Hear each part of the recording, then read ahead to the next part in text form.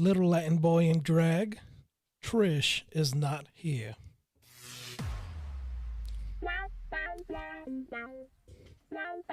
Welcome to GayTalk 2.0, the ultimate podcast for your dose of dish.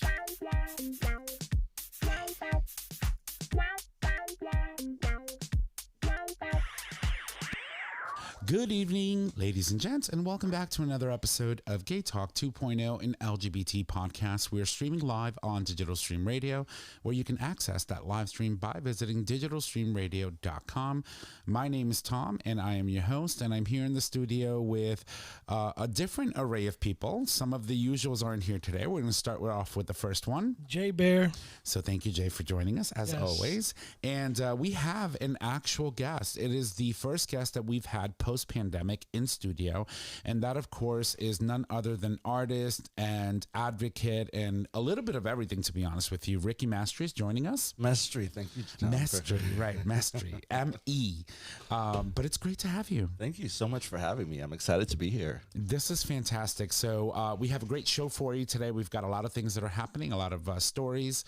Of course, we also have some information that Ricky will be sharing with us, with some activities that will be happening in the Bridgeport area. So we're super excited to share that with you all. And how's your hearing? You good? Oh, we're going to turn you right. That's your number 3. How's that? Much better. Perfect. And welcome. So why don't we start off with you, Jay? How are you? How was your weekend? Weekend was good. Tried to do a little get together with the family on Saturday, but we got poured on. So, of course. I still got to enjoy a little bit of sunlight, so it wasn't bad. Overall, it was a decent weekend. For me, so a lot of people are saying, oh, this isn't summer and blah, blah, blah. And I'm like, no, we've had summer. We're getting warm weather. I mean, I've been sweating balls for the past week, but the rain is just insane. It's like every time you get an opportunity to figure out a plan, it's changing. Yeah. So would you say that's been your experience? Our first weekend camping, we, like I was telling you earlier, we got rained on the entire weekend. I mean, we still had fun. But running around with wet clothes, smelling like a wet dog, and sweaty balls. Yep, in the woods, playing with fire. Do you guys? So I'm curious, right? Because you go camping. Yeah. What do you do for when you need to go to the bathroom? There's bathrooms and showers at the campsite. Oh, so that's not camping. No, that's glamping. That's glamping. Okay, yeah, because I mean, when you go camping. But I do, that's dry camping. Dry camping, that means there's no electrical hookups, no running water. Right. You have to pretty much fend for yourself. I've done it. Showering, you find the nearest river and you go wash your balls. Right. So that's what regardless of how cold the weather is. I mean, that's just me. True camping for me means that, you're in the woods, you don't have access to anything.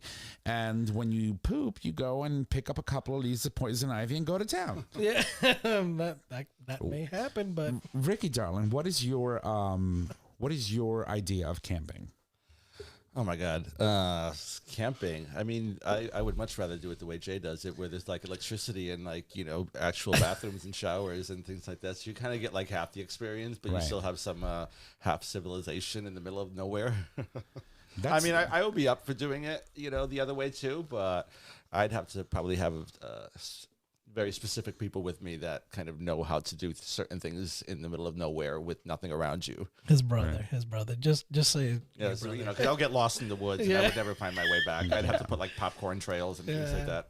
Yeah, his brother's like a Cub Scout leader, right? That's David. No, he's a Boy Scout. Boy Scout. He's an assistant Scouts master. Oh, okay. See, I would have preferred to join the Girl Scouts, but that's just my taste. You would have eaten all the cookies that they were I selling. I would have. Trust me, there's 3 boxes sitting on top of my refrigerator, I think. I may not remember if I ate them yet. I think there's one left. And so, but I love me some Girl Scout cookies. Yeah. I get a double whammy with those because both of my granddaughters are Girl Scouts. Right. So you have to buy a box from each one. I can't do a box from each one, so it's like $20 on each. So not just one box. So you got to spend like $80 worth of like freaking Girl Scout and then cookies. Like, ooh, I eat those. Ooh, those are nice. Ooh, peanut butter. I love the Samoas and the truffle Trefoils. Trefoils, yes. Those are my favorite. The sugar cookies. Yeah, the sugar cookies are bomb. I love them. I sit there with a glass of milk and I just dunk them and let them get really wet. I like cookies, believe it or not. Just I would be bad, if a girl came up to me, I wouldn't even want any of them. Well, you can just give them the money. You don't have to buy that, the cookie. which I have done sometimes. Yeah. I'm just like, I don't want the cookies, just, because somebody else was selling donuts. And I was like, I'm just going to give you the amount of money that would have cost to get this. And you can give the donuts to somebody else because I don't want them. That's crazy. But, I mean, I've done that too, where it's something I really don't want, or, Right. it's not specifically but I want to participate with the cost. Well, that I will always do. Yeah. But after a while, I was wondering, I wonder who ate so my much donuts. food and so much donuts and cookies you could possibly eat as fundraisers. Right. How's Grindr? Grindr's great. No, I'm actually pulling up some of the stories that we're about to cover. So I've got a whole bunch of them here. So there's a lot of things happening. And first and foremost, as we said, we're going to cover some stories on the first half of the show and then talk about what Ricky's doing, the great work that Ricky's doing along with his peers in Bridgeport. So why don't we kick it off? I want to talk about a story that was first published on theadvocate.com. Or The Advocate is basically what we call it. It was published on July 15th.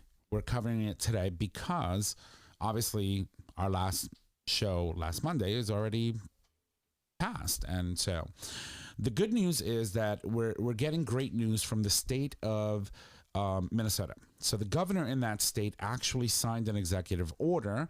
Tim Walz Thursday signed the executive order barring states, agencies, or private insurers from paying for conversion therapy for minors and vulnerable adults.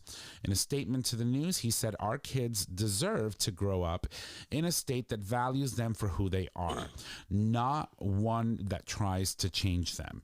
He went on to say this executive order aims to protect young and vulnerable Minnesotans from a cruel and discredited practice of conversion therapy and affirm that the LGBTQ plus community is an integral part of One Minnesota. This is not the end of our work and to see this practice become a thing of the past, and we will continue to fight for love over hate every single day. Bravo. Which is great. So, this makes it now, I believe it's the 24th state in our union that has adopted some sort of ban on conversion therapy. As you know, conversion therapy is very damaging, right? We're talking about a supposedly credited agency or a religious institution in telling you that who you are as an individual is wrong, that you're a sin, that something's wrong with you. And they employ different methods of torture, really, to pretend that they can make you into something else that you're not. And for me, that is personal because I believe that our youth, and especially members of the LGBTQ plus community, need to understand that there's nothing wrong with them. It makes them know that they're valued, that they're accepted, and potentially avoid suicide. So I wanted to throw this story out there and really talk about it a little bit of what it means for all of us. You've worked in social services in some capacity. Yes. What does a ruling like this in a state mean for you? What does that mean for the state? Oh, definitely. I mean, it shows it's much more progressive than people assume it will be. For starters, I love the fact that, they're specific to the point as to what they're talking to and they address and I like the way they cover the whole story. Right. Bravo to them. Again, not a lot of states. I mean, this should be everyone. Right. This should be the entire country. I don't know why it's taking so long for other states to catch the fuck up. But it happens. The majority of them that have not passed some sort of ban on conversion therapy are, unfortunately, Republican states. Yeah. And, a lot of states in the South that really don't believe that gay men, women, transgender children, non-binary have the right to exist and be who they are in this country. Exactly. I mean, and so... Yeah, and I remember we kind of discussed that last time when I was up there. We discussed a kid that recently came out, and her biological grandparents, both the maternal and paternal, who are radicalistic religious, to my opinion anyway, tried to exorcise the demons out of the This kids. poor child. It's a 13-year-old child. It drives me so fucking it's to me it makes it hard to put a sentence together without putting the word fuck every other Right. third You letter get because frustrated. it's infuriating. I agree. Ricky, what are your thoughts? If you even want to answer that question, you don't have to. You don't have- I think, hearing this reminds me of the time that when I was coming out to my father, and his first thought was, let's go to a priest and we can do an exorcism or something. Right. And I kind of had to, in whatever way I did it, explain, like, listen, this is not something that's going to change or take care of or fix or whatever, because it's not like there's something wrong with me. Right. You know what I mean?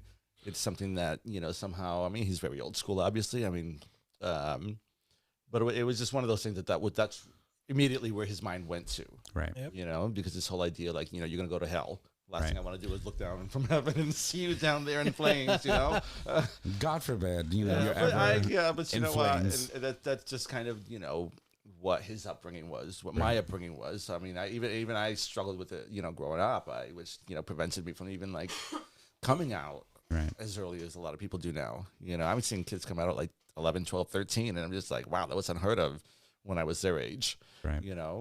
which is a great thing. So is your father still with us? No, he passed away about 5 years ago. Okay. Well, my condolences to you and your family. But the question that I wanted to ask in regards, because you're basically saying that, what he tried was to recommend something similar to conversion therapy. Exactly. How did that ever resolve? I mean, did he eventually accept you for No, who I you mean, were? I mean, it pretty much got shut down as soon as I told him, that's not happening and that doesn't work. So Right. we're not going to do it. Right. And he kind of left it alone. Okay. And did you guys maintain a good relationship in your later years after coming out? I mean, I don't want to interrogate you. You don't have to answer that, but I'm fine. just trying to understand. If I sigh, I have to that means I'm just taking a moment to think first before I open my mouth. But it kind of felt like it was one of those things where, you know what, I filled you in on something that I thought was very important to me and very personal. If you don't want to know about it, we'll just go back to, the version of me that you knew and you were comfortable with. Right. So, to his dying day, we just kind of never brought it up. I never involved him in, anything that I was doing. This is my 11th year doing this, LGBTQ themed art exhibit. And, it was important to a lot of people and it was like a big deal. And it's like, I couldn't invite him. I couldn't invite my mother. You know what I mean? I Right. still don't. Right. I leave them out of it all. Well, I mean, and that's okay too, right? Because if you feel that they're not going to be able to support you in the way that you need them to, then, you don't need to include them, Right. or try to force them to do something that No, they and may I not want to didn't, do. and part of me just felt like, let me just keep it comfortable for them. Like, you know what, the version of me that you know and love is a different version than someone else knows, and just stick with what you want to know me as. And boy, do we have another version. And it is awesome. And we do love him for it. You're a very creative person. And honestly, I'm really excited that you've joined us today. And I'm Thank super. you. I'm excited to be here. Yeah, I'm excited to talk about what we're going to talk about later, too. And I'm butting in a little late, but I should also say that Ricky's brothers are very supportive of him as well, in all his events. The ones that I do happen to show up on, and if I happen to be around during that time, his brothers are always there. You run into one or the other. So I definitely gotta, that there's still that family bond and tie that you can still see that. Yeah, That I mean, support is we're all still Puerto there. Rican here, so we all know Yeah. that family is a big deal in our Yeah. culture. Yeah. Never mind the the gay community, Yeah. just the Puerto Rican culture. Right. Family is a So, big deal. yeah. So I mean, Right. it's important to be accepted by them and to kind of It's what we were raised knowing. It's basically it's your heritage. It's what you expect from Yeah. family. Period. Yeah. Okay, this is getting really heavy here. Let's. Well, we're going to lighten it up a little bit. But anyway, congratulations to the state of Minnesota for passing, for signing, or to the governor for signing such an incredible, what do we call this now? Executive order. Thank you. Banning this type of practice because it is very damaging to our youth. And, we've talked about it millions of times on the show. And it just makes me happy when I see progression going in the right direction. So that being said, we do have another story that I want to talk about too. And And so I'm going to toss it over to you. Do you want to talk about it a little bit? Yes. All right. Yes. Good luck with the names. No. So Nashville Predators prospect Luke Prokop has come out as gay, becoming the first active player under the contract to an NHL team to do so. Not yet, though. So he technically hasn't been selected yet. If he's a prospect. He's a prospect. If he's selected, then he would officially become the first active player that would come out in the NHL. NHL. And if you don't know what that is, it's the National Hockey League. Thank you for translating that for me. Because I saw your look. Like that NHL, I've heard NHL, that. yeah. Is that the hockey league or the? Yeah. Yep. So we were talking about hockey. Why did I hear football before? My mind went south somewhere. No, I think National Hockey League. We talked about balls earlier, about sweaty balls in the woods. I think when you heard NHL, you automatically assume football. I did. Right. That's what right. Wait it a is. minute. Yeah. It's H. What's the what's football then? NFL. NFL. That would make Right. sense. I only watch the National halftime Football shows when League. someone like Madonna and Lady Gaga's on. So. Right. Or, Beyonce and stuff like that. And Yes. it's like, who builds a concert around, who builds a football game around a concert? Yeah. That's my whole thing. Don't do that. That's not nice. This is exciting. And, Yes. what we're seeing is a trend of A lot more people in sports coming people in out. sports coming out, and mainly sports that have notoriously been known for its masculine toxicity. Right. And so that's great. And, to see people now coming out is good because, again, it's visibility. And I've always said, and I keep saying, and I will continue to say that visibility as a community will be and always will be our biggest strength. And you guys are so gay when you talk about sports. Chris, can you just enjoy your concert at Tanglewood? Yeah, Chris and Trish aren't here. Chris is in Tanglewood fighting old people, and Trish is stuck in traffic on 95. Fighting But we're here. But we're here. fighting seniors. So, no, this is good. And, but the interesting is this. So the team is called the Predators, yeah. right? And so when I read some of the headlines, I'm like, yeah, somebody really should have thought this headline through. Predators. Yeah. Coming out. And I'm like, yeah, predators and gay people, there's some they really should have thought that that line through. So that's pretty crazy, but awesome nonetheless. And I think that, seeing more people come out, again, visibility is our biggest strength. So, Absolutely. What do you think about, some of the sports people that are coming out now and all that stuff? I'm probably a bad person to ask that question. I really don't follow sports, but You don't have to, but Right, just- but you know what? I follow enough of those, pages on social media and things like that to see a football player came out, a soccer player came out, and I always think it's great to know. But sometimes I make the mistake of reading comments depending on where the article was actually posted in.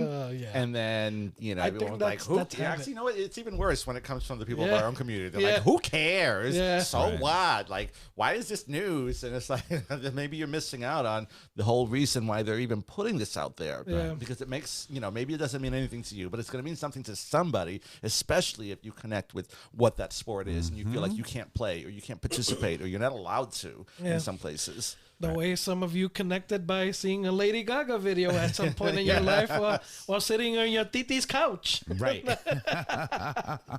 You know what I'm saying? It's just, you never know where that inspiration is going to come from and give you that hope and that, that courage to eventually take the steps you need to take. That's true. That's true. So congratulations to this young man for coming out. I hope that your path forward will be an easy one because, coming out is a very scary thing for a lot of people. And it's okay to not come out if you don't want to. When you're ready, no one's forcing you. And we look forward for a day or to a day in where coming out doesn't even need to be a thing. Yep. You can just be you.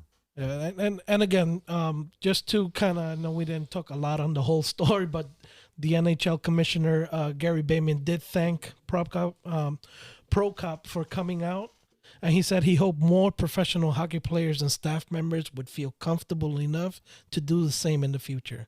So, not only giving him, his big ups, telling him good job, but also announcing, anybody else within the company who feels the same way should feel safe, to be able to come out and say, Right.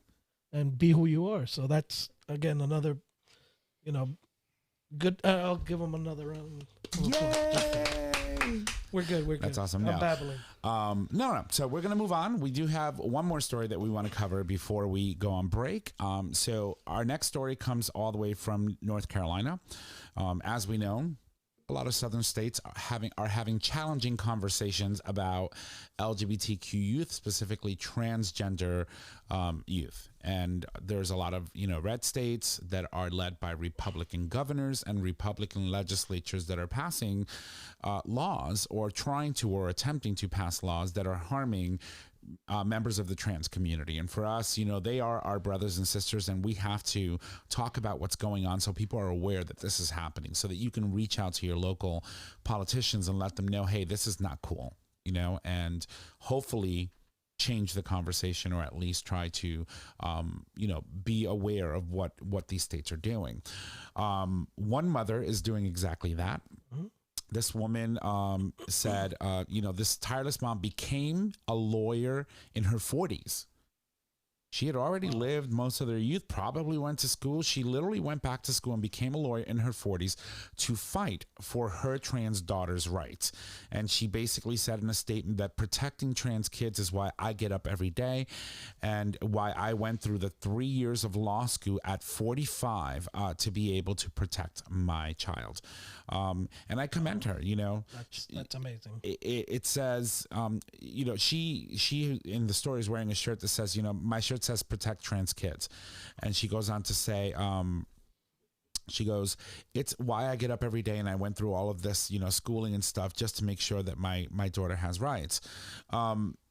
She believes so much in her child that she literally is now not only advocating for her child, she's advocating for a lot of trans people all over the I feel a clap coming on here. Yeah. So, We'll make it a congrats theme to her, today. Yes, that was good. I mean, kudos to her to have that oomph in her to be like, you know what? I don't understand this shit. Fuck it. I'm going back to school. Right. I gotta know what I'm talking about. It just makes me think of shouldn't we be protecting people anyways? Like, you have to wait until it's somebody that's close to you to feel like, oh, this is an important issue. Right. But that's normally what happens, and I think that's normally what happened. But it sucks. But again, and you see it in politics all the time. Absolutely, it's never an issue until someone up in Senate or in government gets hooked onto some shit. Or then, it's never an issue until somebody gets caught tapping in a lavatory, their feet 3 times on the floor, trying to pick up a police officer that's on the other side of the partition. Things happen, you just never know. But this is beautiful and it's amazing, and congratulations to that mother, because more parents really need to go out of their way to protect their trans kids. It's horrible, all the laws that are trying to be passed right now, and all of the restrictions and targeting that's being done towards that community. And you can see the effects immediately. Suicide rates in the trans community are insanely high and staggering, and and the murder rates with them too. Right. And it's not only here in the US, but all over. I mean, murder rates in Brazil for trans people is insanely horrific. It's scary. And so, when you have parents like that, my mother supports me in everything that I do. But I would be so proud of my mom if she went back to law school just to protect my rights. Yeah. That's personally. badass. Yeah, I think so. It's funny when you hear people say, "What are you still fighting for? You have gay marriage." I was like, it's more than that. There's a lot more work to do.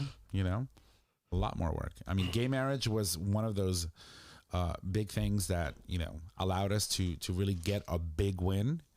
And when you think how long it took, right? I mean, one of the first states that passed civil unions was back in 2002, 2003, somewhere around there. And then maybe more like 2005 or so. Right. And then to jumpstart, just 10 years later, that court ruling in 2015 on, that same weekend where Pride was being celebrated, gave us a huge win when it comes to equal rights for gay members and members of our community. So that's just fantastic.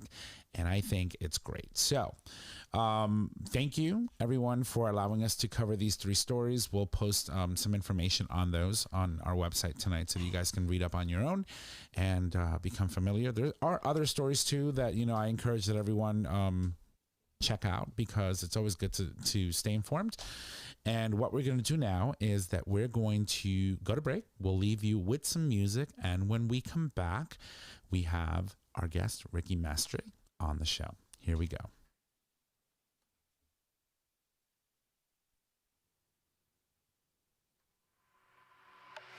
My head gets caught in the moment, but my heart doesn't know it. Heart doesn't know it. Somehow I'm lost in the lonely, but it's too hard to show it. Too hard to show it. Danse avec moi, danse avec moi, danse avec moi. Do I fall in?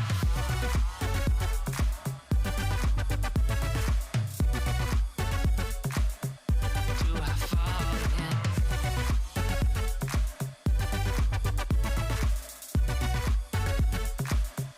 Do I fall in? I travel down the west coast with sun on my shoulders. The sun's on my shoulders. My heart's a winding road, but I can't control it, and nobody knows it. Do I fall in love? Do I fall in love? Do I fall in love? Do I fall in love?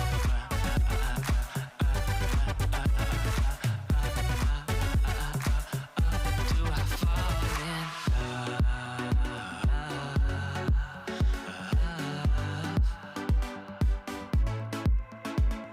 You are the one to open my eyes, and you are the one to make me think twice, and you are the one I wanna spend my life with. You are the one, you're looking so nice, and when I'm with you, I'm in paradise, spending my days thinking about you, baby. You are the one I wanna be with, and you're on my mind, I just can't forget you. You are the one I'm gonna spend my life with. Oh baby, do I fall in?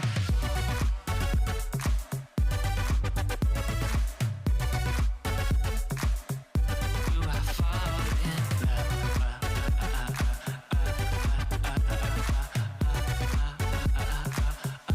I fall in? Do I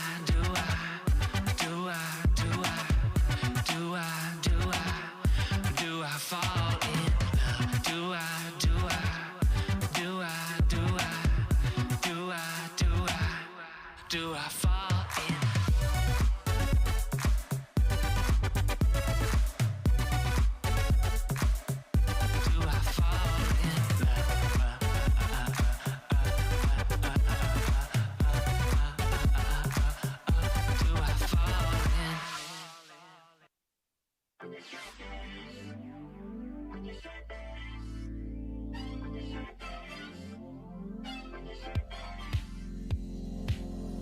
So when I look at you, could jump in a swimming pool, stimulate my appetite. Look so very, very nice. Won't you come over and play? Like every day's a Saturday, and the sun's out. From Atlanta down to Florida, got your bare chest and you show it. You're sexy and you know it. You're sexy and you know it. So like a tall glass of water, got me thirsty, can't take myself off you. When you're shirtless, when you're shirtless. And like a flashback to middle school, I lost my cool, what do I do? When you're shirtless, when you're shirtless. Pinch me, this feels like a dream. You're the best I ever seen. All your muscles and your veins, oh, they're driving me insane. Raise my hands and sing in praise, thanking God for what he made. And the sun's out. From Paris to New Orleans, you're tanning, you're golden, you're sexy and you know it. You're sexy and you know it. So like a tall glass of water, got me thirsty, can't take myself off you. When you're shirtless, when you're shirtless. And like a flashback to middle school, I lost my cool. What do I do when you're shirtless? When you're shirtless. When I come knocking at your door and you're shirtless, makes me nervous. You got me feeling insecure when you're shirtless. I get nervous when you're shirtless. Oh, just me? Is it getting hot in here? Is this a fantasy or a mirage in here? I have a pep talk to myself in the mirror, and I'm doing this. I'm brushing off my fears. From Atlanta down to Florida, got your bare chest and you show it. You're sexy, and you know it. You're sexy, and you know it. From Paris to New Orleans, you're tainted, you're golden. You're sexy, and you know it. You're sexy, and you know it. Like a tall glass of water when I'm with you, wanna take your picture when you're shirtless. When you're shirtless, makes me nervous. So like a tall glass of water, got me thirsty, can't take myself on you. When you're shirtless, when you're shirtless. And like a flashback to middle school, I lost my cool. What do I do when you're shirtless? When you're shirtless. When I come knocking at your door and you're shirtless, makes me nervous. You got me feeling insecure when you're shirtless. I get nervous when you're shirtless. Oh, oh, oh. When you're shirtless. Oh, oh, oh. When you're shirtless. Oh, oh, oh. When you're shirtless. Oh, oh, oh. When you're shirtless. Oh, oh, oh.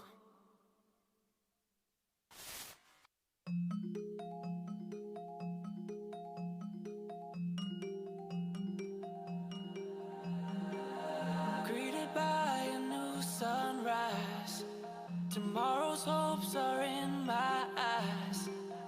Paints horizons in the sky that's meant for me, meant for me. Ready now to face the day, done with fears of yesterday. Waited long enough to say I'm on my way, I'm on my way. I believe.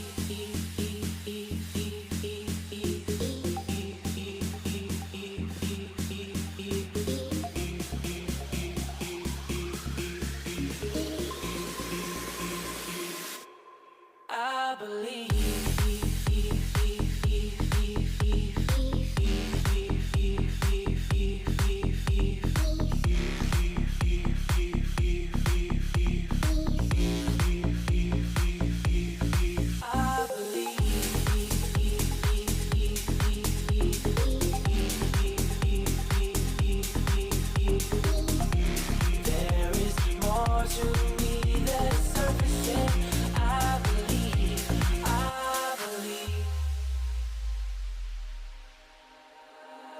Greeted by a new sunrise, tomorrow's hopes are in my eyes.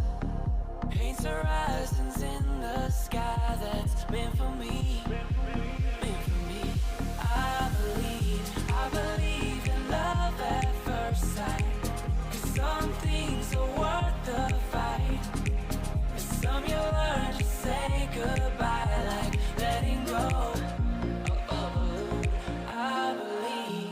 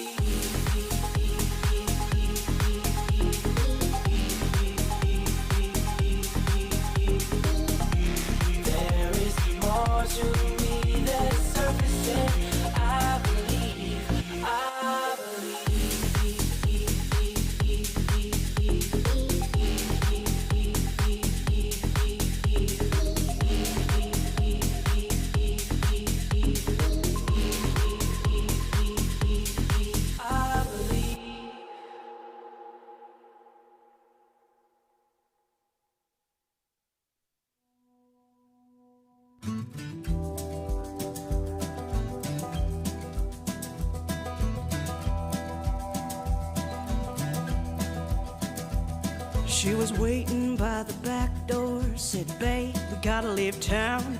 Get your shit, get your suitcase, your dog, your guitar, 'cause we gotta go now, 'cause they're coming.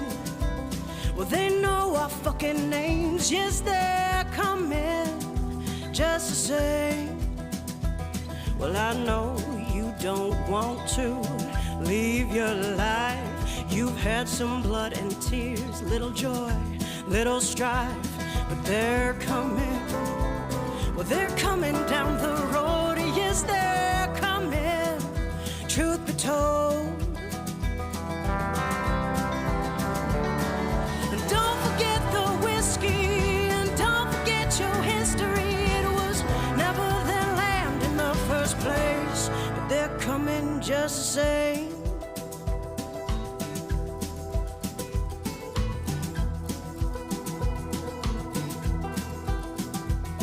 Got a knapsack full of judgment, hypocrisy, and lies. And they're talking so much hateful bullshit, they've begun to gather flies. But they're coming. Well, don't look them in the eyes. Yes, they're coming. No surprise. And with so much terror in our past, how are you so surprised it's come to bite you in the ass? Yes, it's coming. Well, it's nipping at your heels. Yes, it's coming for the kill. And don't forget the whiskey, and don't forget your history. It was never their land to sell or trade. No, don't forget the whiskey, and don't forget your history. It was never their land in the first place, but they're coming just the same.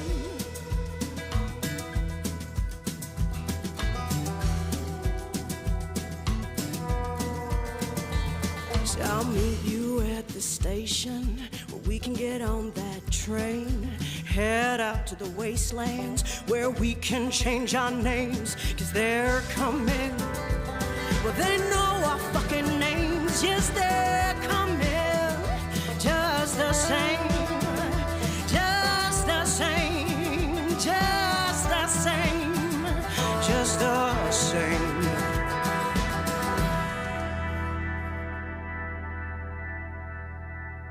All right, ladies and gents, welcome back from the break.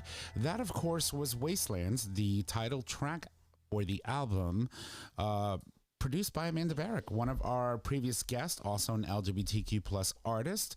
That album debuted in July of last year, and it is available on all the major music streaming services, so make sure that you go out and support your LGBTQ plus artist.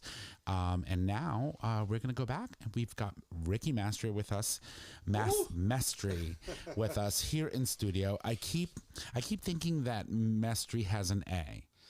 I know. My name has been mispronounced so many times. Some people say Ricky Master, Ricky Mystery, Miss Ricky, you know. Oh, Mr. Mysterious. I know. But it's Mastre? Mestre. So you're Puerto Rican. How do you say it in Spanish? How do people Well, how would say you say that in Spanish? You would just Would say, it be Mestre? Uh-huh. Okay. So we're going to say it the right way. It's Ricky Mestre. Well, I mean, if you wanted to say the full name, then you would say Ricardo. Oh, Ricardo Mestre. But is nobody joining calls us. it. I was Okay. like, Mom, No, why but did that's you okay. even call me that? You've never called me that in my entire life. Ricardo. That's my brother's name, by the way. Yeah. My youngest brother. Yeah. Ricardo. All right. So we're here, and we're going to be talking about some amazing things that are happening in Bridgeport.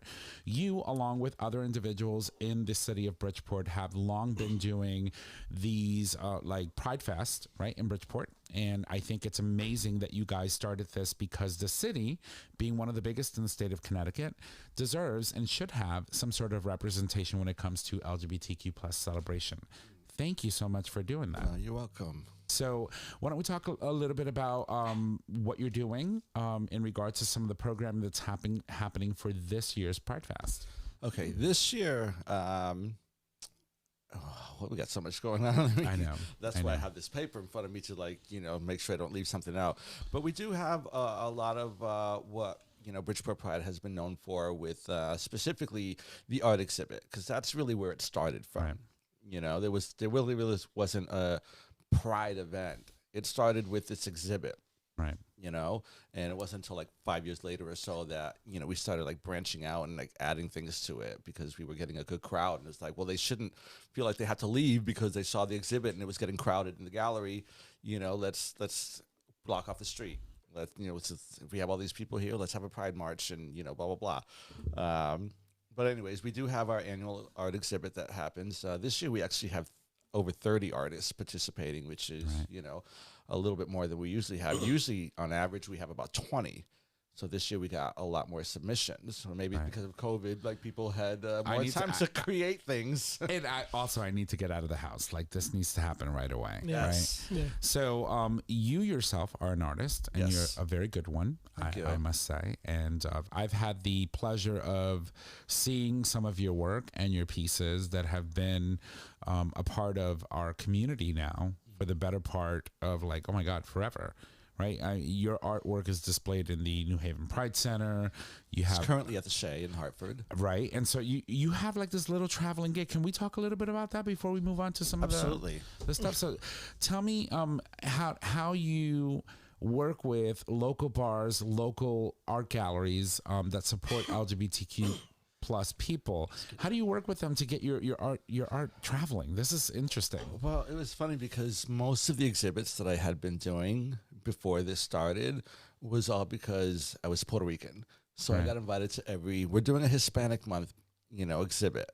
You're Puerto Rican, so, you know, you can participate in that. Right. I was like, well, I don't necessarily do cultural work, right? You know, but if the only qualification of me being Puerto Rican puts me in your exhibit, sure, I'll participate. You know, I mean, but your work can technically be called cultural, right? Because you a lot of your work focuses on the LGBTQ plus community, right? But that in itself is a culture. It wasn't at first, you know.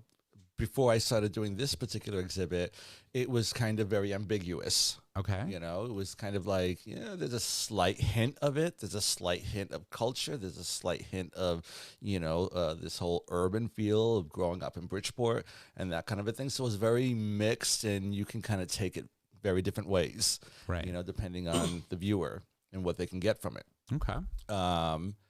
And, you know, part of what started this whole Bridgeport Pride was like me wanting to do something that felt, you know, very strong, you know, had like a very strong LGBTQ plus kind of like feel to it. Okay. And I, you know, the galleries that I had been involved with and the shows that I was, you know, participating in, you know, really wasn't feeling like this was a place that I can put that. Okay. So it was one of those things where it's like, well, if it's not happening already, I just have to make my own. Right. Which is why I approached, you know, the City Lights Gallery. And, you know, luckily they, you know, kind of were okay with the idea. Like, okay, I think this is something that we can do. You know, at first it was supposed to be like a one-time thing. Like, we're going to have this gay-themed art show. Right. You know, what they didn't expect was the crowd that turned up for that first show. Yes. Right. And that blew their fucking minds. Because I went to that first show, I have to say. And let me tell you, my job used to be on top of that gallery. Yeah. And I would come down. They would have like their exhibit openings on like a Thursday night. And I was right upstairs. And I was like, well, I can come downstairs and check out. Maybe they get like, 40, 50, 60 people or whatever. And this one brought in like, over 400 people. Yeah. And they were not expecting that. They were not, thinking that it was like, oh happen. Shit, we struck gold. Yes. This is, Did they run out of liquor? Oh, they ran out of everything they had. Well, no, actually, fortunately, we partnered up with the bar that was in the same building that they were kind of like providing the alcohol for us, and I think they kept going back and forth to like keep pouring. We need refills. Yeah. Well, the drink for the night was a Cosmopolitan. Yeah. And what do you call it? So luckily, the bar that was providing it was literally like the next door down. Yeah. In that building, so they were able to kind of like continue serving. I mean, of course, you probably had like a few people that was like grabbing like 10 of them because it was free at that night. Right. Oh, well, the first night is always free, right? That's great though. And so you got an opportunity to not only be able to showcase your art, but the art of all like the local LGBTQ plus artists that wanted to display. Well, we don't only have LGBTQ plus artists. Okay. And that was something that, I kind of suggested from the beginning. The idea was more like it didn't matter where you fell. Right. If you have artwork that somehow connects to what this theme is, then bring it in. Then bring it in or submit it, and we'll look at it. And that also really cements the idea that even within LGBTQ plus spaces, you could still have members that are outside of our community that we would consider allies. Yes. Right. That's amazing. And that's exactly. I mean, we had one guy that his work was based on his son coming out the year before, so he made some pieces that kind of, reflected what he was going through at the time personally, and tied that in with his son coming out. Right. You know, so that was kind of like a nice thing to kind of have there. And of course you had to read the little paragraph next to the artwork to kind of understand, like, what am I looking at here? Right. Because not everything is going to be very literal. Is it a thing to observe a painting or something that may be abstract or not, and try to come up with a concept of what you think the painting is before you read the little card? Yes, that always happens, because art is one of those things where, if for whatever reason you're going to be drawn to it, Right. you're drawn to it by what it means to you. Right. And then if you read something after the fact, and all of a sudden it's like, oh, it meant something to me before, but now I'm reading it. Sometimes it can work either way. Like, now I have a better appreciation for this piece, or it's like, I liked it better with what was my own, perspective on it. Do artists do that on purpose? Is that a purposeful thing to do? Sometimes I like to do that. Okay. Like, if I'm at like an opening and someone comes up to me like, can you talk to me about this piece? What does it mean? And I would ask them, like, what does it mean to you first? Right. I want to know what you get out of it, because I don't want to tarnish what it means to you, because, that might be something very personal, something special. And all of a sudden there's this piece that somehow I didn't know reflected that. And all of a sudden I'm going to say, well, it has to do with, whatever. And they're like, oh, now it ruins it. Yeah, no, that's not quite what I was aiming for. Not what I was thinking about. But now that I know that's what it is. If that's what it means to you and you want to buy it, sure. That's why sometimes you got to keep your mouth shut. Like, whoa. Absolutely. It has to do with this. Yeah, that's what it is. You hit it right on the nail. So Ricky happens to also be a very, very huge, like, super fan of Ricky Martin. And you've done quite a few pieces on his children that you presented to him. So you go to a lot of his events and stuff. Right. Can you tell me, so when you did this is about to turn into a half-hour story, so I will try to condense it, so be very specific with your question. Listen, we have all the time in the world. So, in that case. So, Oh, boy. I mean, we Jay, would like give me to another keep one of the these. episode short, but we have all the time in the world, especially when the conversation and the story is something like this. So you love Ricky Martin. You're a super fan. You go out of your way to see him in whatever engagements, as long as you can go, right, of course. And you attend. But you also did something very special, and you created a caricature or like cartoon-like painting of his children, and you it was him with his children. Him with his children, right? And you presented this to him at a live event that you went to see him at. Yes. First and foremost, let's talk a little bit about what inspired you to create that painting that you did, or the art that you did, and then what was the experience like when you handed that to him? Okay, so I think before we get into that story, which is why I'm going to try to tell this story very short. Right. Prior to that whole thing even happening, I was at a book signing. Okay. He had just come out, Oh, yes. and he made an autobiography. Yes. And he had this book, and he was going to different bookstores signing the book. So, of course, I was like, oh, my God, this is probably the only time I'm ever going to be able to stand next to him and get an autograph. I better get there. So, of course, I took the first train down to New York, which was like 5:30 in the morning. And we get there to the bookstore at like 7:30, and there's already like 300 or 400 people in line. I'm just like, oh, my God, it's just, It's not going to happen. Yeah, right? well, not that it's not going to happen, but it's like, oh, my God, we're here like 6 hours before he's even scheduled to be here. And there's already like, this huge line. But I was like, well, you know what? I'm here. So I will stand in this line for 6 hours. Anyways, while I was in that line, there was a woman, probably like 50 people in front of me or something like that. And she had a bag with her, and she crocheted some sweaters for the twins. And she was showing people, like, look what I made for for the boys and whatever. Aww. I know, you know what? But not everybody was like, oh, they were like, oh my God, how tacky, They were hating on her. They were hating. They were totally hating on her. That was a labor of love. Yeah, It was, But yes. she was thinking out of the box. Yes, Right. and she Yeah, did. yeah. And the thing was, Rick was like, ding, ding. That's exactly what happened. Because when her turn came, I saw her, and like everybody was like, they set this whole thing up like have the book, the outside flap, the paper cover, fold it in here so that all he has to do is open the book, sign it, fold it, give it to you, move it along. Right. There was a whole system there that way they can like get through all these autographs and whatever. But when she went up there and she gave him these sweaters, all of a sudden it was like, oh, there's a moment happening here. There's a minute here. Everyone had like, 10 seconds or so Right. to like sign your book and go. And some people bought like 8 books to have more time, Very smart of them. People get creative when they want an autograph. But her idea was like, I made something to give to you and I'm going to tell you about it and, whatever. And all of a sudden, he's so sweet and genuine. Like, whatever you see like on television and the interviews is like, that's authentic. Right. It's not even him like just playing the role of like, let me act interested or whatever. He's so sweet, but I saw how he reacted to that. Do you notice Rick's already drooling? But continue. Anyways, I know. I'm trying to tell the story short. Don't interrupt. So anyways, when he, a year later, he had a children's book out. So he wrote a children's book, had someone illustrate it. I was like, damn, why didn't you meet me sooner? I would have illustrated that book. I wouldn't even charge you for it, But I was just like, you know what? I'm going to bring something. I want to do something that I can give to him because I saw that gave her like, extra 45 seconds, And when I heard about this, book signing for the children's book, I was like, well, let me make something. I spent like, over a week drawing something, scrapping it, throwing it out, trying something else, scrapping it, whatever. And it was just like on and on and on. And then it just got to a point where it was like 2 days before, I'm just like, I'm just going to have to go there and just get the autograph and, that's it. Right. And then I tried something else and I was just like, this is not it. All of a sudden, the night before at like 11 o'clock, it hit me. I said, let me make something that's, connecting to what he's doing. He wrote a children's book. Right. He's got children.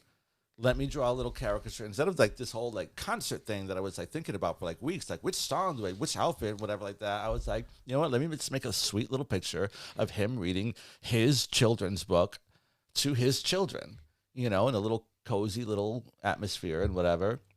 And I did that at like 11 o'clock at night. By 1 o'clock in the morning, I finished it and I put it online. Whoa. So you started at 11 o'clock at night. The night before. 12.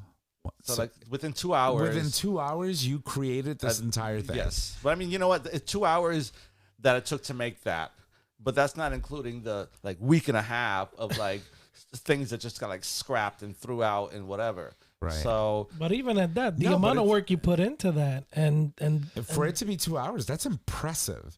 Yeah. I mean, you created awesome little painting there for like in 2 hours. Yes. And then I posted it on my Facebook. I posted it on my Instagram. I put it on Twitter, and I like tagged them to it. And then I went to sleep. By the time I woke up the next morning, it had been like shared like in so many places and whatever. And I was just like, oh my God, my phone had like all these notifications. And then, of course, by the time I get there, I'm in line. So, of course, it's one of those things where you have to get there like hours in advance, But this time it was different. When I got there was like maybe like 40 people in line. So I was like, oh, this was a good bookstore to do this at. Right. The one in Times Square was like, of course, there was going to be 400 people before I got there 6 hours in advance, you know? It's either that or people, certain people may have not just been interested. Well, this was in New Jersey, children. so I don't know if that made a difference. But probably, ultimately there was a long line, but they didn't come to like well after. I like to consider New Jersey as like the pass-through state. They call it the Garden State, but really, I had never seen a garden in New Jersey. Have you? If you count the dump, no, it's not. I had, and not to shit on anybody from New Jersey, but honestly, like it's either you're on the Garden State Parkway or you're on 95 going south, which is what they call, what's the other one? So it's the Garden State Parkway and then Jersey Shore. The Garden State Parkway brings you to the Jersey Shore, and then they have the other one. Anyway, it's 95, and you go south, and you just end up somewhere else. And honestly, really, I don't. You get off at the wrong exit. You got to go 10 miles before you find. Whatever you do, don't get off in Camden. That's all you need to worry about. Go straight to freaking Philadelphia. Okay, or so something. now you got me But on anyway. this story, so I feel like I want to finish it. No, go ahead. Go ahead. Go ahead. So of course, you get there hours in advance. So you're waiting. So I went with a friend of mine, and he's better at just like talking to total strangers than I am. I would have just stood there quiet for 6 hours, and Was this Miggy? who? Miguel? No, actually No. he lives there now, but no, that wasn't it. It was my other friend Rob. Okay. So anyway, So continue. anyways, so he starts talking to these ladies that are like in front of us or whatever. Turns out, they're lawyers and they follow him everywhere. They have the money to like travel and whatnot. Right. So they're like, they probably, did everything already. And he's like, talking with them in a way like, oh my God, you're making friends here, That's, foreign for me. People think I'm very social, and it's true to some extent, but like I'm also very shy, which some people think is very unusual because they see me all over the place. Anyways, he was like, show them the picture that you made. And I'm like, no, He's like, Did take you? it out, show them. We got all this time to kill. Let's do. I was like, all right, fine. And they're like, oh my God, I just saw this online a little while ago. He's like, yeah, he made it. And we start talking and whatever, because of course we have all these hours. So I said, ideally, I want to, and I have like a little camera. Back then the cameras from your phone weren't as good, but so I would carry this little pocket kind of camera. I said, ideally, I want to be able to get like a picture of him holding it, and if I can be in the picture, that would even be better. Right. So when we got into the building, when they finally, because the line was outside, when we got into the building and then they came, she was like, oh my God, that's his brother at the front of the line, letting each person go by one. He knows me because I go to all these things, and he's familiar with me. Let me go in front of you so that... Oh, she was trying to cut. No. No, I'm messing with She's you. totally not trying to cut. Yeah. She was like, let me help. So it's almost like, let me help your dream come true. You know what I mean? So let me go in front of you Right. so that I can talk to him when it's my turn. Well, before my turn, when I'm like next, and tell him, who you are and what you would like.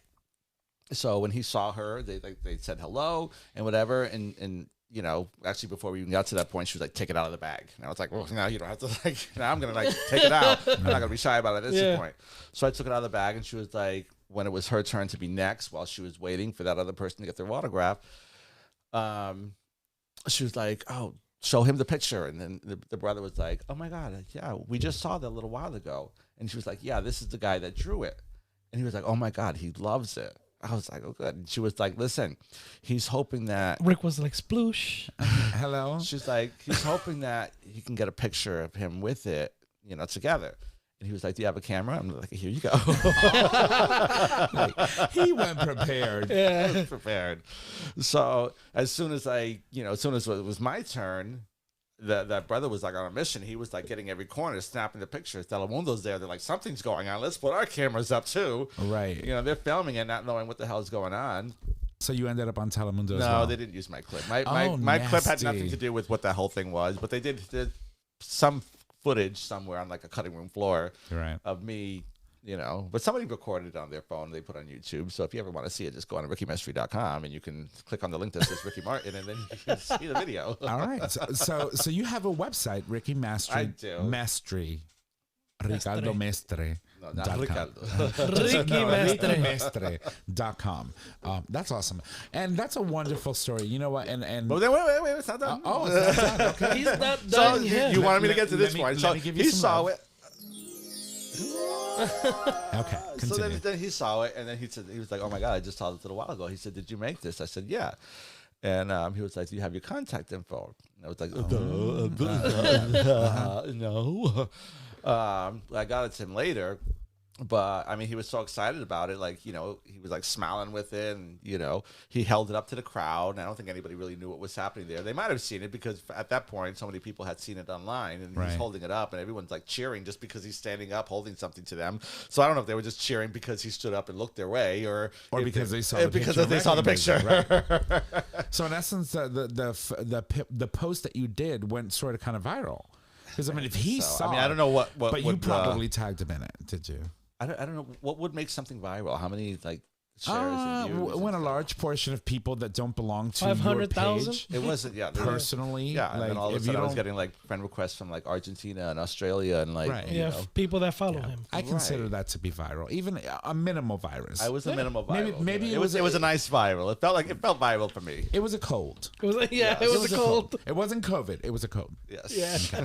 Got it. That's great, though. I'm happy for you. I think, I think about that story, and I think about the fact that that's how things transpired and worked out for you, and it's just really awesome because there's nothing better when you're inspired by someone and when you're inspired by something to actually have that play out in a way that what inspired you gets to actually see what you produced. Of course. That's incredible. I mean, there was another time that, that I met him at another place, and like Mm-hmm. he ended up like introducing me to like his whole management team, and they're all like excited to meet me. They're like, "Oh my God, we love what you do," and I was like, "Oh my God, really?" Okay, well, that needs to... It was a nice feeling. I think they love what I do. I don't think they really know what to do with me, but they're like, "Okay, we got you on our You're on our radar. something." Right. Yeah. Right. So it's like if they ever figure out how they want to use me, they know exactly where to go. But but it was just a nice feeling.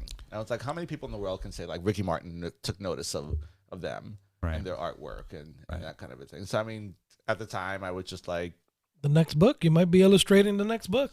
You I don't know. just I mean, never know. It might not happen for 10 years. Or a yeah. Menudo comic. Right. If he's feeling nostalgic. You just Well, never I've been know what following him happens. since so yes. Sure. So Okay. Well, that's, you just that's brought- awesome and You just amazing. took it a whole different direction. I didn't think we were going to talk about Ricky Martin tonight. But listen, I But you love start me up, and I'm just going to go with it.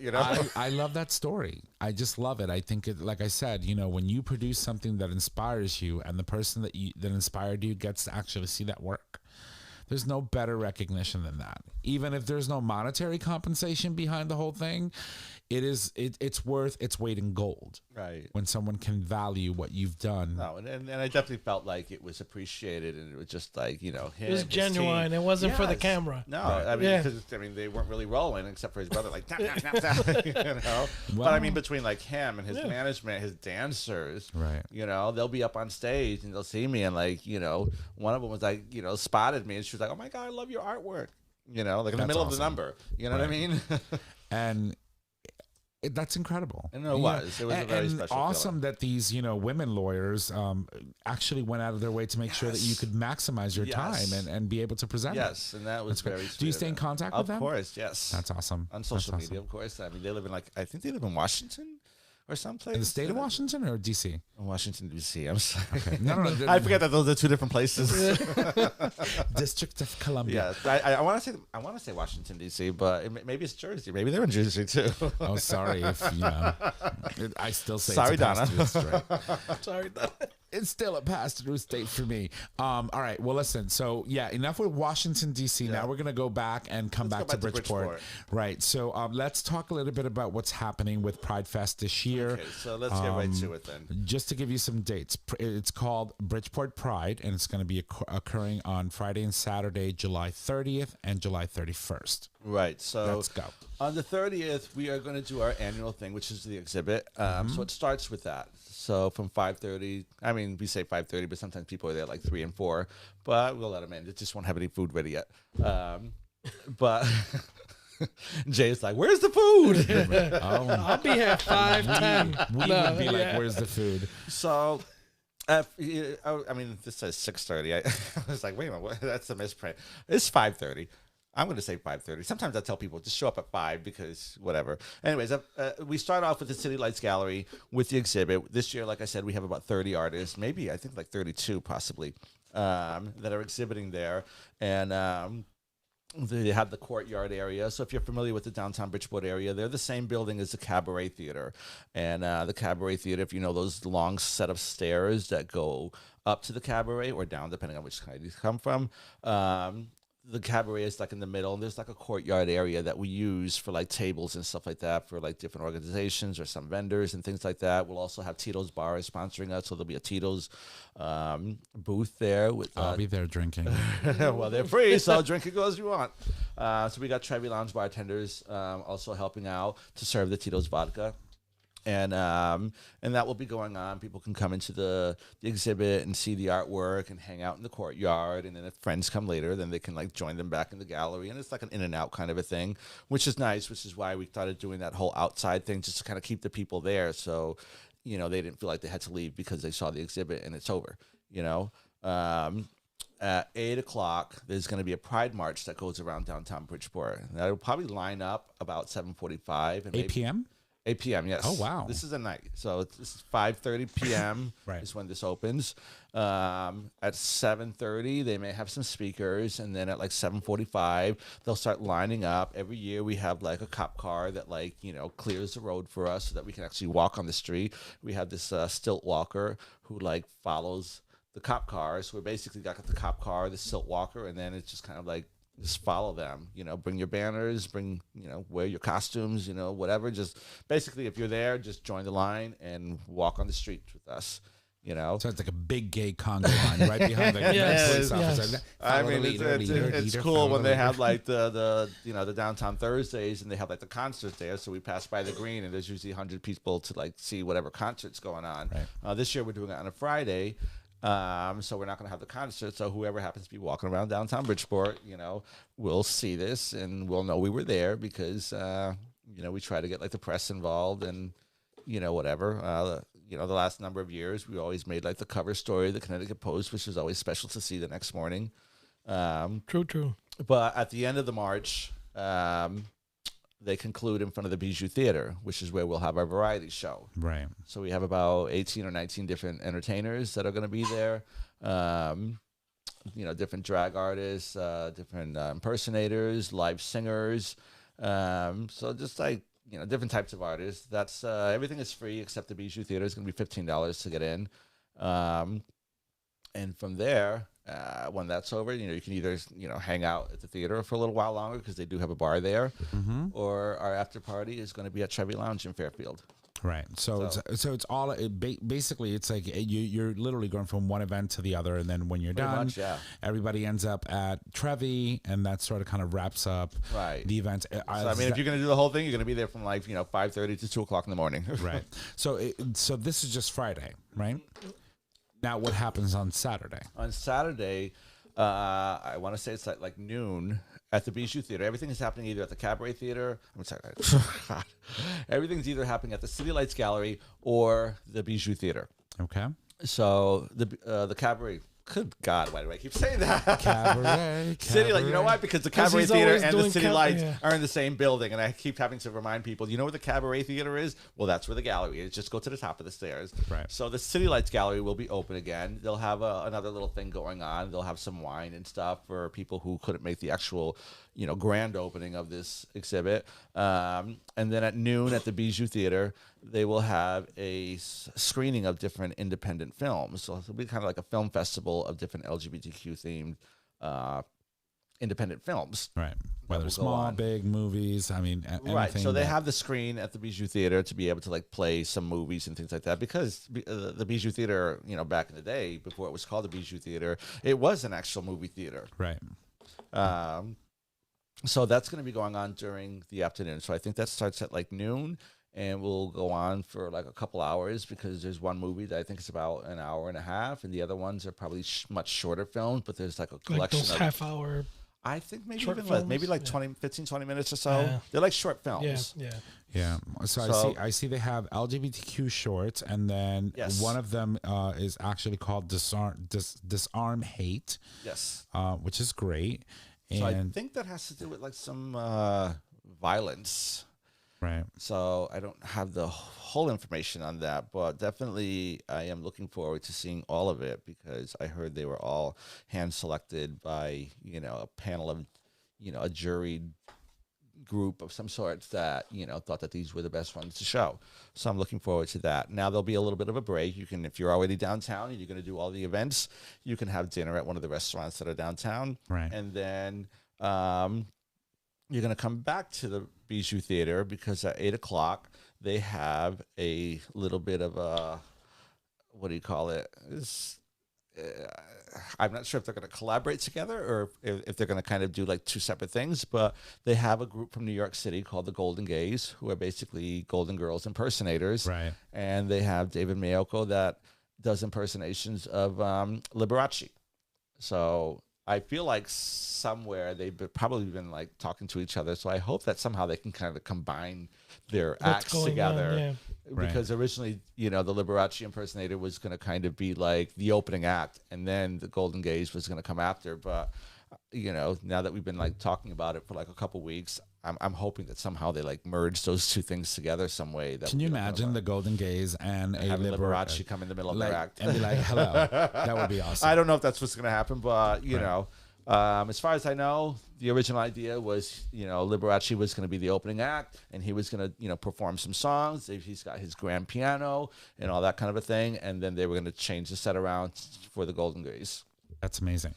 So and then go to Trevi Lounge afterwards, and of course, right, or you can, or wherever you want to go. You can go to wherever Partners, you want to go. You can go to the Shea. One thing I wanted to point out too, that they're also doing between the hours of 6 p.m. and 7:30 out work. Wine reception is going to be happening at City Lights. So if you if you're into wine and you want to, stop by and enjoy a nice little glass with individuals, you can do that.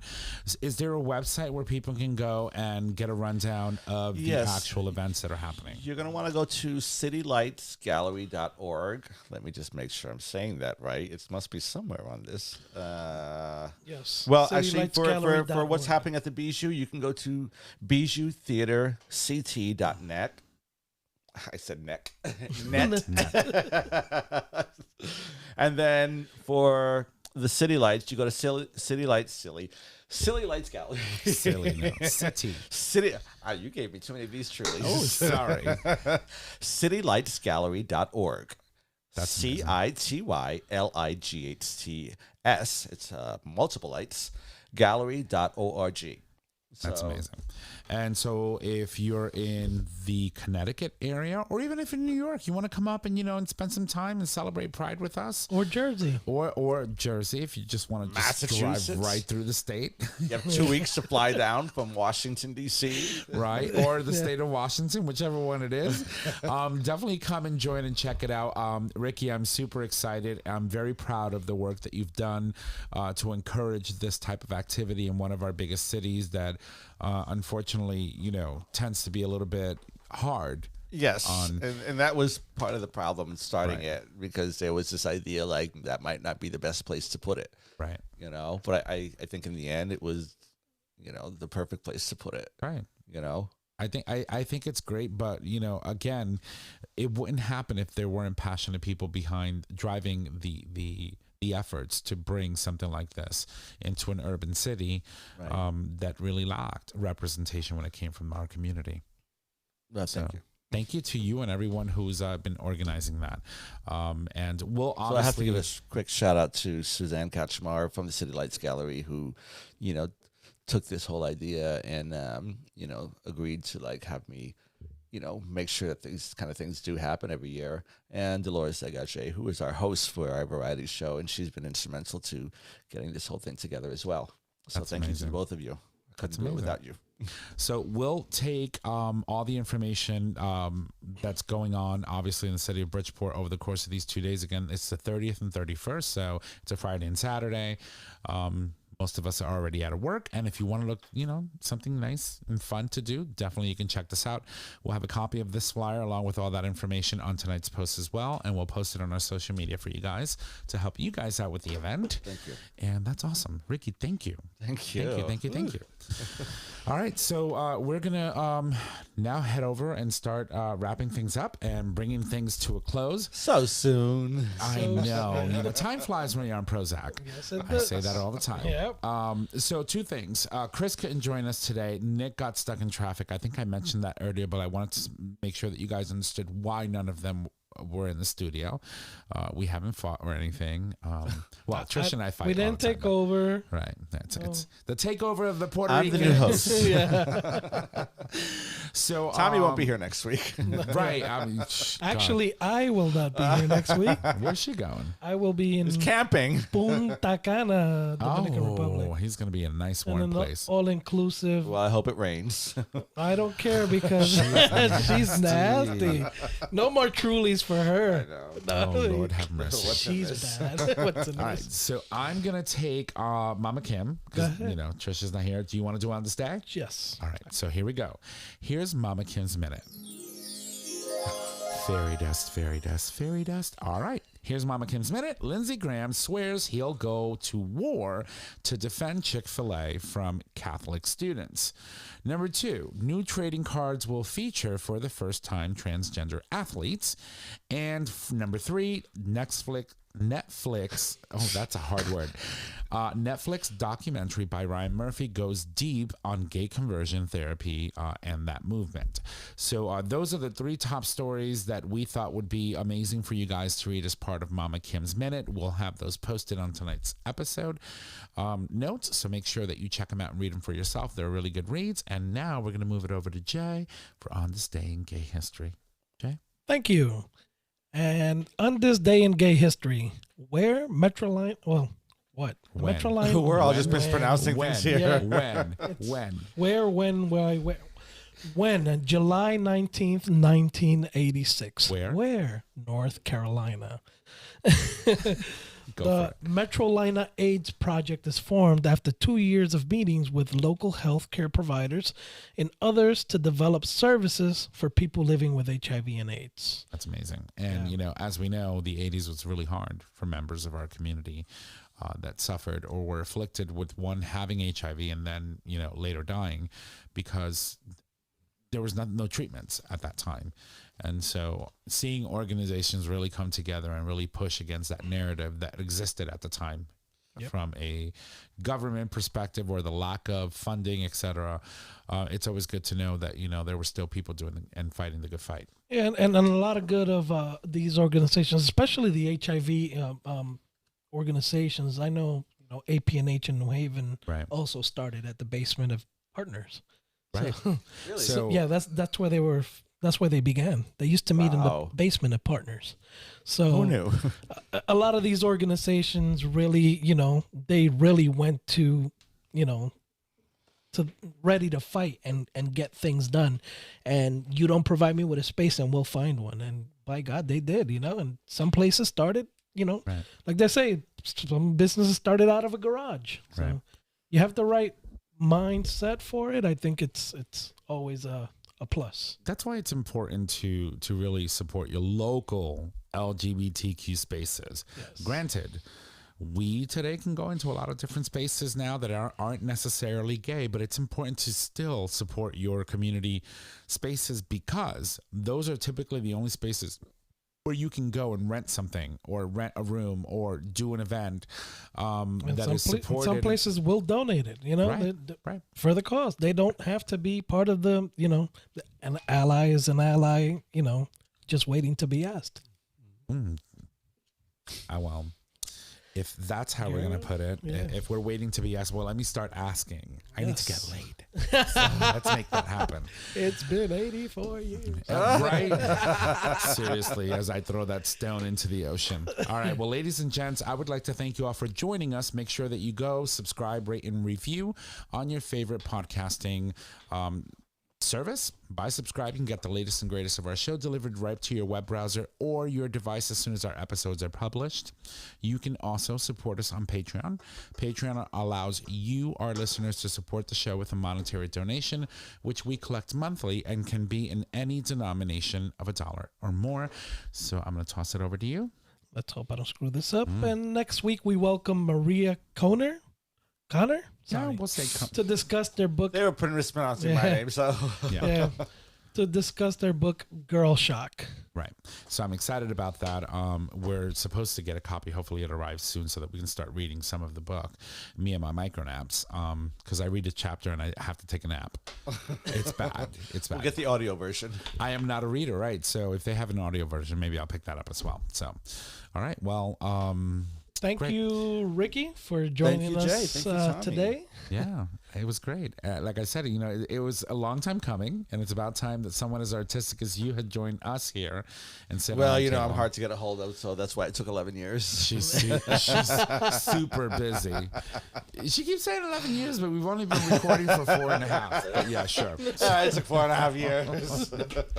So typically, this is the point in time where I would say, and now here's Nick to remind us, with a reminder for all of our bottoms out there who want to keep their buttholes on point, but he's not here. So I'm going to tell you a little bit about the Future Method. You can get the Future Method today.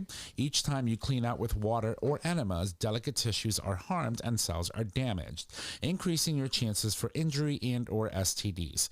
The first of its kind doctor-developed formula gently cleanses before you play without hurting your bum. You can visit futuremethod.com to purchase your life-changing bum cleanser. This cleanser is also developed by the great Dr. Evan Goldstein, which joins us on the show every month. And so we're excited to tell you that, it works. If you're going to get your butthole pounded, make sure it's clean. And with that, Jay? I guess we will put a ring on it today. A ring? Yes. No rubbers? No rubbers oh, today. Lord have mercy. All right. Go for it.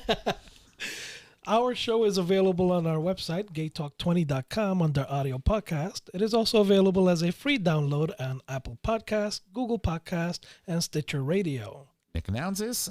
Not really.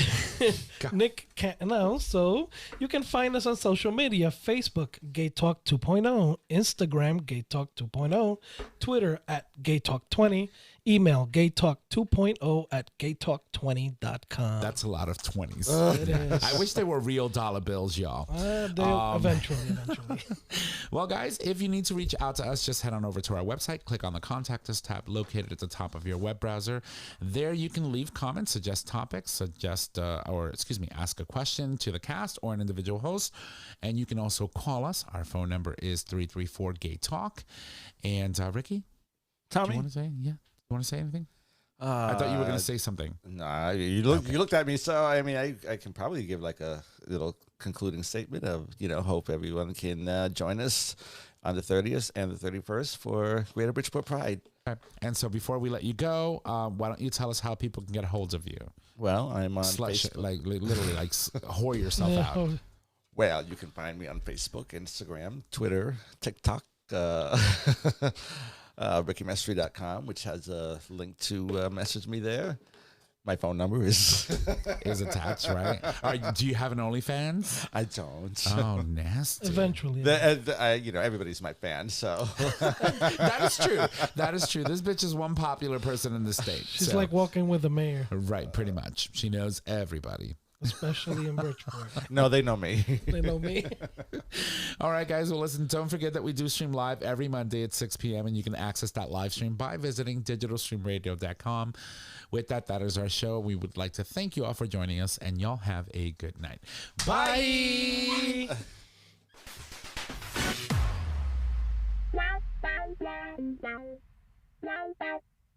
Thank you for listening to this episode of Gay Talk 2.0. Tune in next time for more dish.